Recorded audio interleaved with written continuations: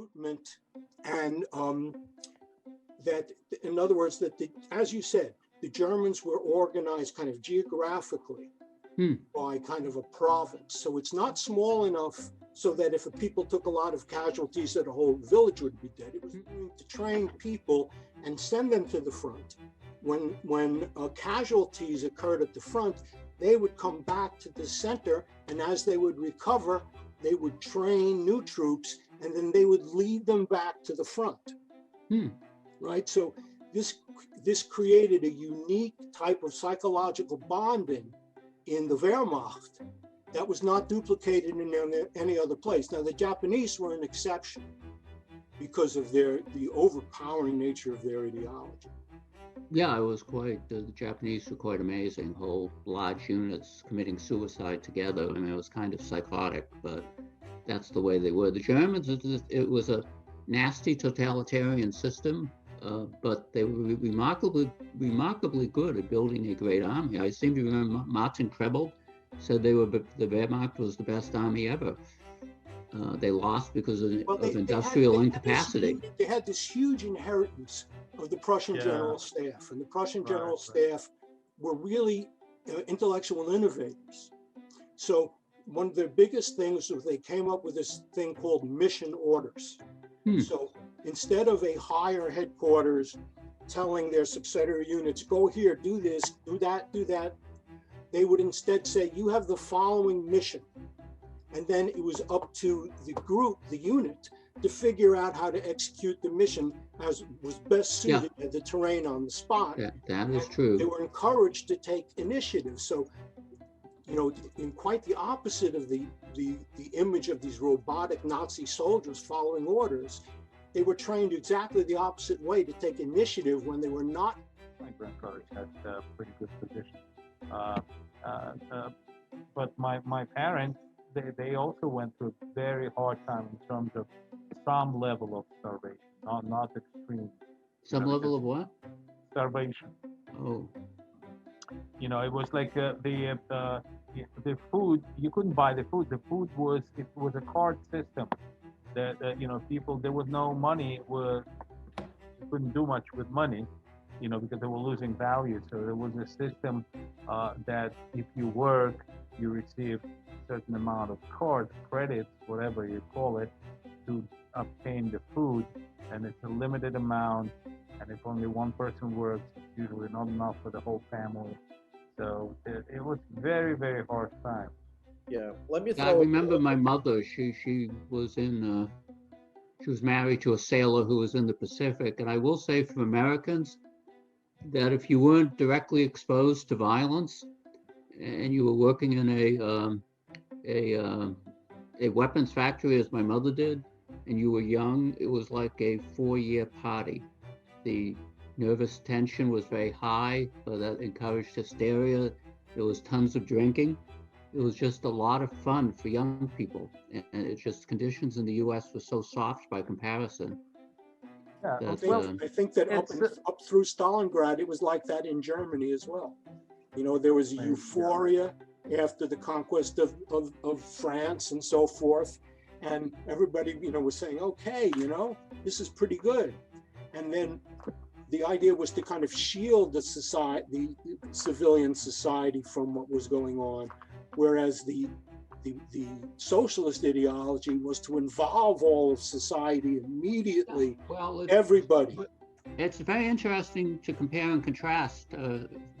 The communists believed in making women equal, and so they never got political power, but they were integrated deeply in the army. They got combat roles, not as rifle women, but as pilots.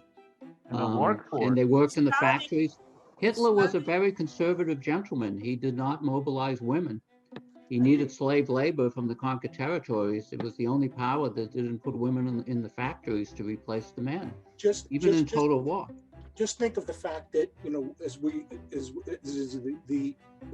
the butt of jokes in every parody of Russians, the fact that Russian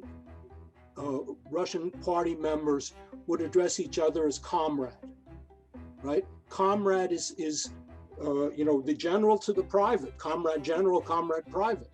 But the notion of comrade coming first is something that's intrinsic to the socialist ideology, the communist ideology, as untrue as it may have been, but it's still, it's complicated. Both things are happening at the same time. People are cynical, people are hurting, but people are still wanting to believe in things like that, which call on real human qualities. I read on Stalin made the decision to bring back officer insignia and all the brass, and that there wasn't a factory that could produce it in the Soviet Union, so they imported it from the U.S. Right. They did change during the war. They thought different. At the end of the war, there was completely different, way identifying the rank than at the beginning of the war. That's interesting. But I wanted to say one thing. Those people who still love Stalin, they say this thing, and it is actually true. It's just a point of view, so you understand. They think about Stalin like this. He got the country in ruins, and he built it into the superpower and won the war. I mean, and it is kind of true. So you see where these people coming from. It's like a national pride, and things. I mean, so that's why the loss of the superpower status is a huge blow to the national ego, and that's why Russia is now revived and so aggressive.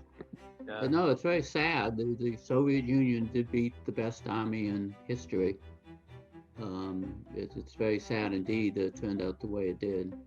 Because if you look at it, the Soviets built their own tanks, but they were driving around in American Jeeps and trucks. They knew the word Studebaker at the time. It was rather sad. The Americans supplied the equipment and the Soviets supplied the blood in defeating Nazi Germany, because Eisenhower in the West was very careful of his soldiers' lives. That's why he became president. He was so popular.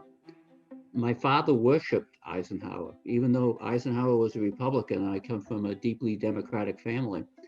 MacArthur was the other general, and all his subordinates hated him. He didn't stand a chance of getting elected. But the reason Eisenhower, he had a slow strategy in the West. He always tried to keep all the Allied forces moved at the same pace, very slowly. People didn't expose themselves, and so soldiers have a way of appreciating that. Stalin, the Soviet approach was very different. You just had, and it may have been the only realistic one. How do you conquer Berlin except by sending in narrow, focused assault forces, willing to take extraordinarily high casualties? Could the Americans have beaten the Germans on their own? I doubt it. Culturally, we wouldn't tolerate the necessary casualties. It's a democracy. I would suggest I don't think Stalin could have beaten the Germans the Russians couldn't have done it either. It was an Allied effort. We needed both. Yes, it's true. Without American equipment, it would have been difficult. Yes. Right, but not necessarily without American Second Front. By that time, it was already kind of going the other way. But yes, equipment saved a lot of lives and helped. Yeah, I'm glad you brought that up, Greg, because it's really, for me personally, it's annoying to constantly hear about Stalin needed a second front. The only nation in the world that wasn't fighting on two fronts was the Soviet Union. And when he says there was no second front, the Atlantic was a second front. The Pacific was a second front. They don't get Lend-Lease without the Allies keeping those oceans open. And the strategic bombing campaign of Germany, that's a second front. Millions, thousands of German civilians are being killed and their war industry is being hurt. So Stalin, this is, to my mind, one of the myths of the war. He had more than two. We were fighting all over the place. We were fighting in Africa. We were fighting in Alaska. Stalin is only fighting on the Eastern Front. Joe, actually, I think he was focused on casualties. If I may say one thing, I understand all that. I agree. I grew up in Russia, and I, just to give you a little bit of a Russian experience, obviously, clearly I was born way after the war. However, my parents were teenagers and my grandparents were involved, and it is entirely different experience when the country is being invaded, rather than sending troops abroad. So the rage that it creates, the ripple effect. I mean, I'm not even saying that probably every family in Russia had someone dead during the war fighting Germany. They also had someone dead in Gulag as well. I mean, it's another addition to it. Almost every family is affected in such way. I mean, certainly my family in both ways were affected. And growing up, like almost a generation after the war, the wound was so deep that that I totally got that experience. I mean, not the first hand, but because of the experience of the whole society, it was so deep, so much about it. Yeah, I may come up sometimes because I grew up through this that the Russians did it single-handedly and all this stuff. I understand it's not true, and I may have been affected by that by growing up. I tried to take a more kind of realistic understanding, but keep in mind that the whole nation was so enraged. I mean, if you could think of Pearl Harbor, how it enraged American nation, compare this to being invaded, physically invaded, and having, tens of millions of people, civilians, die from it. Well, in the Pacific, there was the racial component. The Japanese behaved abominably, but it sort of caused the Americans to behave not so well either. The Pacific War was very unfortunate. I will say in the U.S., I'm from New England, I can't speak for the rest of the country, but the World War II was always a war mostly against Japan. There was very little anger felt against the Germans. We had a general named Eisenhower. The Germans were too well integrated in the U.S. society for there to be too much anger. But against the Japanese, all bets were off, and there were a lot of factors for that. One was Pearl Harbor. The other one that the Japanese wouldn't quit. They would keep fighting until literally the last man, except for one or two, and that enraged Americans because Americans were dying as well.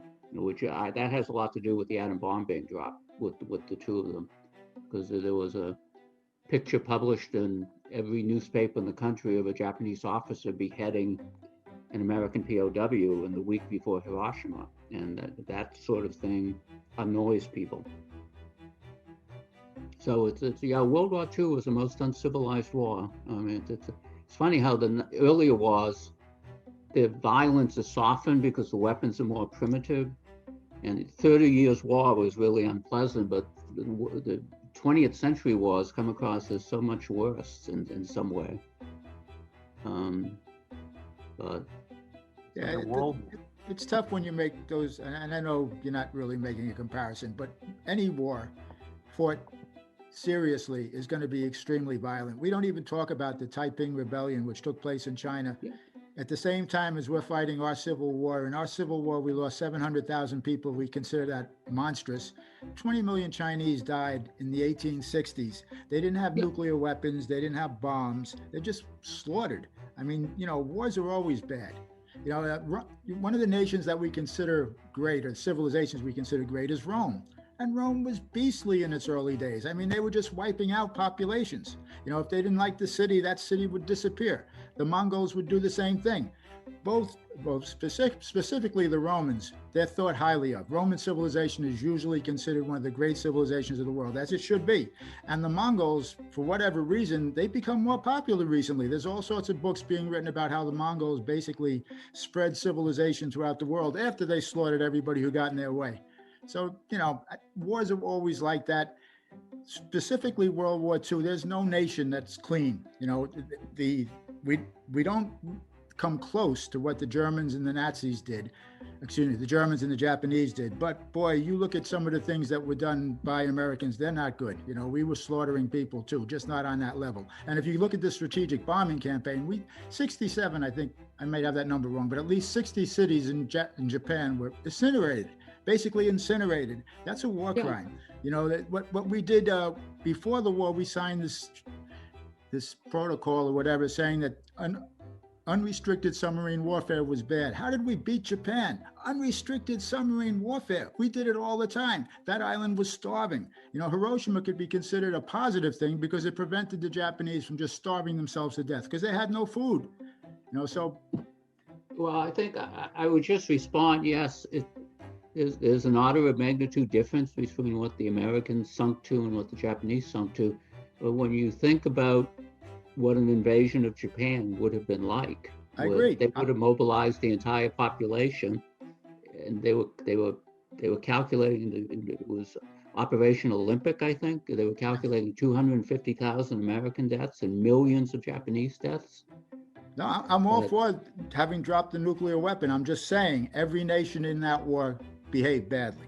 There's no nation that possibly the Danes, for whatever I heard the Danes actually, but I think even they supplied some troops to the voluntary troops to the some SS unit, small one. Every nation, that's just the way of war. Even in the Japanese prison camps, which we so monstrous. Most of the people serving in those camps were not Japanese. They were using Koreans. They were using captured people to run those camps. So no nation is clean. That's my argument. Well, no state establishes itself without violence. I can't think of an exception to that. It's just the way it is. Yep. No organized state. Usually you become big by conquering other people. You always become big by conquering other people. It's unfortunate, but yeah. What happened to the generals, Meinstein and Guderian after the Kursk? I remember Meinstein was given to Russians because he gave himself to Western Front, and then they gave him, to Americans. He gave himself up to Americans, and then they handed it over to Russians and they executed him. Manstein he wrote a memoir, Manstein. Huh? Manstein was sacked by Hitler after Kursk because he was was continuing to ask for permission to retreat. And at a certain point, Hitler had enough, and he said, "Okay, you're gone." I was thinking about after war. Stalingrad, a German and an American one, Enemy at the Gates. And there's a Russian movie about Kursk, but there's no non-Russian movie about Kursk, which is odd. And I just saw Enemy at the Gates is totally fiction. It's about a sniper duel in Stalingrad, and there was a sniper duel there. Not between two individuals. Yeah, they went out. They had sniper forces that would go out and shoot each other. Right. But the idea of one-to-one duel did not happen, and Zaitsev was not even the highest scoring sniper. Right. It was just in a unit that was favored by the commanding general. Shchuikov was his name? Shchuikov, yeah. I was just reading about this. Zaitsev was a very good sniper, but he wasn't number one. Yeah, but for dramatization, it was a pretty good movie. I have. Oh yeah, it was. I thought Bob Hoskins' Khrushchev was marvelous. He did it so well. Very good. It was just like, it was great. So next week we're doing the where Hitler went wrong in Russian campaign, and we kind of a little bit discussed about it. So, and I guess the format will be the same with a lot of discussions. Tomorrow we have the history of money or FX. It's me, James, and Aaron presenting. I'm going to talk about history of money, and then James is going to talk about history of FX, and particularly, about Nixon, kind of creating that whole thing, and also, and Aaron is going to talk about, blockchain, which is people are interested about blockchain. So, he told me not to talk about Bitcoin, so I won't say anything about Bitcoin. That's probably gonna be 3 hour, 2.5 hour presentation because there's 3 of us. So, and we have over 35 people sign up tomorrow. I don't know how many is gonna show up. Okay. Good. Well, these evening things, I get pushed back. It's in the middle of our dinner hours, so people are not totally pleased. So. I'm sorry. Yeah. Well, That's the only time really realistic Yeah. for a meeting. Yeah. Well, I'm retired. I like it earlier at 6, but I assume people had jobs. So I mean, we could do 6:30 at some point, especially on this stuff. Maybe we can compromise on 6:30 or something like that. I mean, Sure, I'm fine with 6:30. Yeah, but I'm also retired. 6:30 would be better. okay, I will change it to 6:30.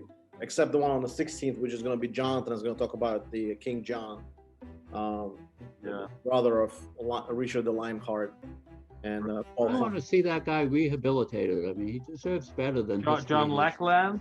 They call him Lackland. Anybody who has such a bad reputation, he must, there must be something good about him. Well, look, Magna Carta happened during his reign, so because of his weakness, but it's actually you could see it as a positive thing. He Right? didn't support it, but yes, it did happen during his reign. Right, so you could see it as a positive development.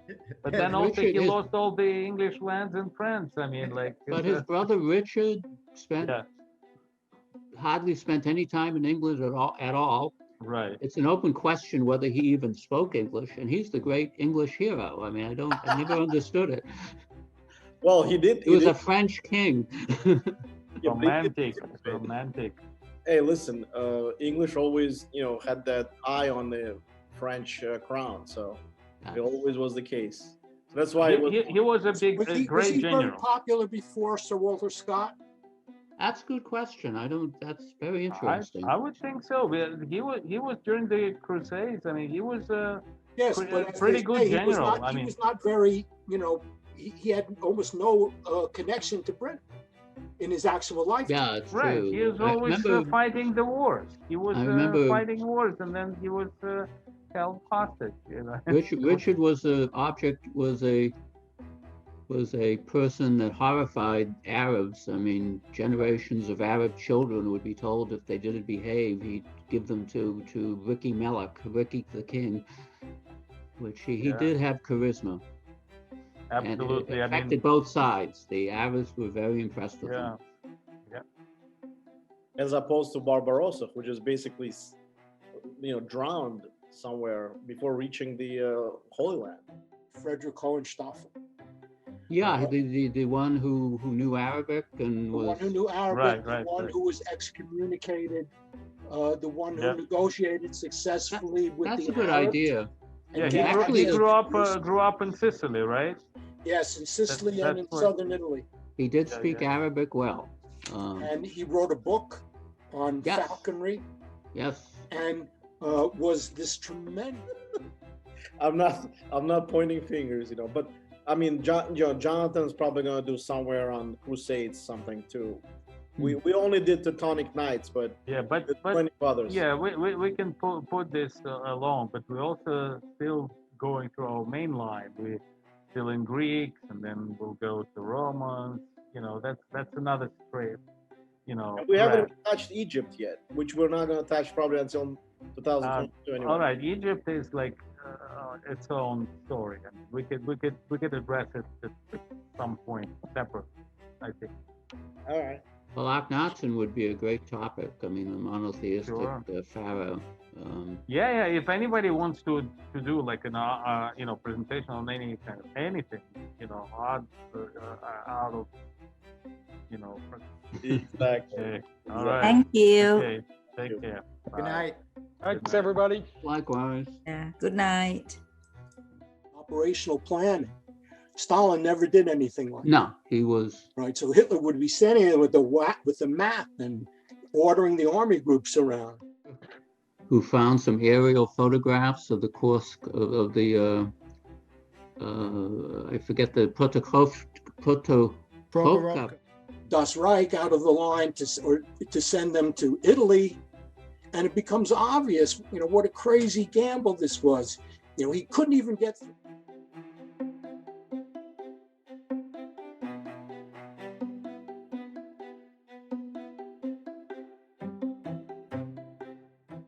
Human qualities. I read on Stalin made the decision to bring back officer insignia and all the brass. I grew up through this, that the Russians, did it single-handedly and all this stuff. I understand it's not true, and I may have been affected by. In the 1860s, they didn't have nuclear weapons, they didn't have bombs, they just slaughtered. I mean, wars are always bad. One of the nations saying that unrestricted submarine warfare was bad. How did we beat Japan? Unrestricted submarine warfare. We did it all the time. That island was starving. Hiroshima could be considered a positive thing because it prevented the Japanese from just starving themselves to death because they had no food. So. Well, I think I would just respond. In that war behaved badly. There's no nation that possibly the Danes for whatever I heard the Danes actually, but I think even they supplied some true well integrated in the U.S. society to be too much anger. But against the Japanese, all bets were off, and there were a lot of factors for that. One was Pearl Harbor. German civilians are being killed, and their war industry is being hurt. So Stalin, this is to my mind one of the myths of the war. He had more than two. We were fighting all over the place.